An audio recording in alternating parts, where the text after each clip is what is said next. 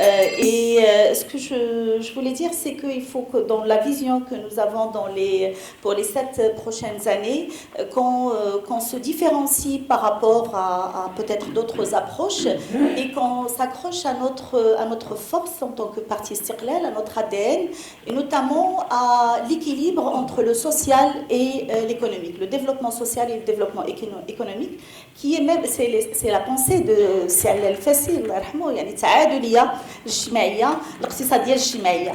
C'est pour ça que peut-être il faudrait donner plus de place au social, je l'ai vu, mais arrimé à l'économique, je pense qu'il faudrait plus surtout tout ce qui est, et non pas voir le social comme régler, je l'ai vu dans les chiffres au début, régler le problème du social, c'est pour avoir la paix sociale. Non, investir dans le social. Il faut investir dans le social, investir pour Invest for Impact. Ça, c'est une nouvelle orientation pour le futur. Et je pense que peut-être il faudrait donner plus d'importance à ça. Alors, je vais avancer 3 points qui me paraissent importants. Les 2 premiers sont inclus dans le dernier, mais la femme. Je n'ai pas vu des chiffres sur la femme. Je n'ai pas vu la femme, c'est 52% de la population marocaine. Et donc, si actuellement on a une tendance baissière de l'inclusion économique des femmes, et si l'inclusion économique des femmes ne figure pas dans notre vision,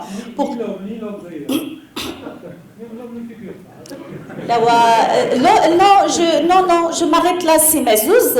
Il figure indirectement parce que tous les chiffres qui ont été avancés actuellement sont majoritairement produits par des hommes. Il y a uniquement 19% actuellement de femmes qui contribuent à l'économie du pays. Et ça, c'est un problème. Donc, si on va avancer, il faut qu'on accompagne les femmes, il faut investir dans l'inclusion économique des femmes. Le deuxième point qui me paraît important, c'est les NEET. Les NEET, on a vu avec il y a un des ministres qui avait présenté un bilan, et c'est plusieurs centaines de milliers qu'on n'arrive pas à caser. Or, c'est des gens qui ont un potentiel. Donc, je pense qu'il faut aussi qu'on travaille sur l'économie de l'empowerment.